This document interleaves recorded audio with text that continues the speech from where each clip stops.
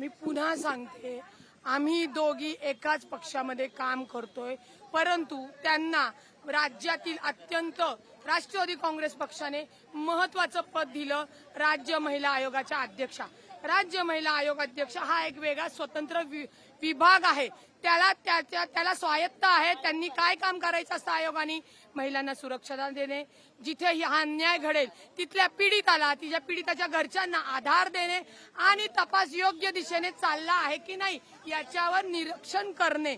जर माझ्याच पक्षातली आहे आणि तिने गुन्हा केला म्हणून त्या गुन्ह्याचे आज अख्ख्या महाराष्ट्रभर पडसाद पडलेले आहेत, त्यांच्यामुळे आमचा पक्ष बदनाम होत आहे, त्यांच्यामुळे आमचे नेते बदनाम होत आहेत, म्हणजे त्यांच्या त्या चुकीच्या वक्तव्याचा निषेध फक्त पक्षात आहात म्हणून करायचा नाही का? तर तसा अधिकार कुणालाही नाही की एका पक्षात ते चुकले म्हणून त्यांना माफी द्यायची.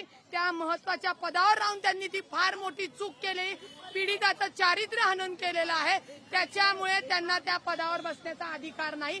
आता त्या माझ्या पक्षाच्या आहेत, त्या पक्षावर त्या आयोगावर जर दुसरी व्यक्ती बसली असती तरी विरोध केला असता. ही कुठली लढाई जी आहे ही त्या पीडिताला न्याय देण्यासाठी आहे, तिच्या सन्मानाची आहे का? तिच्या आई घरच्यांनी मास्क लावून हे करायचं म्हणजे एक स्त्री ही सगळ्याला फेस करत असताना तिचं जिवंतपणे मानसिक शोषण करायचं, मानसिक त्रास द्यायचा आणि मेल्यानंतर तुम्ही आम्ही जिचं ते काही मानसिक शोषण करणार ते बघत राहायचं? काय संदेश देणार आहोत आम्ही? काय संदेश देणार आहोत? आणि सगळ्यात महत्वाचं, ज्यावेळी मी पीडिताच्या आई वडिलांना भेटायला गेले होते त्यावेळी त्या माऊलीनी 3 दिवस जेवली नव्हती.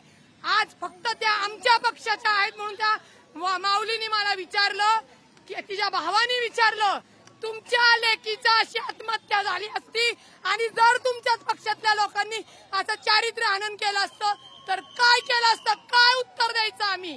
काय उत्तर द्यायचं आणि कोणत्या तोंडाने द्यायचं? जे काही आहे त्याचा तपास होणं गरजेचं आहे. त्यामुळे चाकणकर बाईंनी अत्यंत चुकीच्या पद्धतीने पीडिताचं चारित्र्य हनन केलेलं आहे. कोर्टामध्ये जे काय आहेत ते सगळं समोर आलं असतं.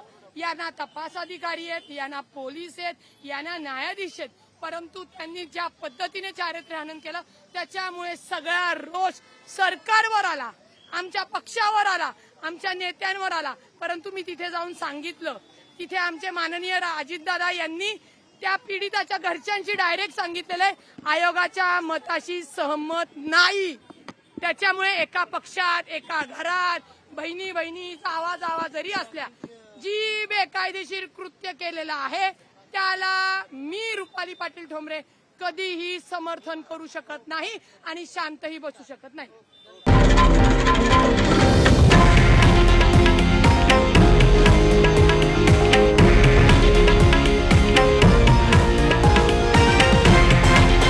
हे आहे देशातील नंबर 1 न्यूज नेटवर्क आणि आपण पाहत आहात TV9 मराठी, एकमेव.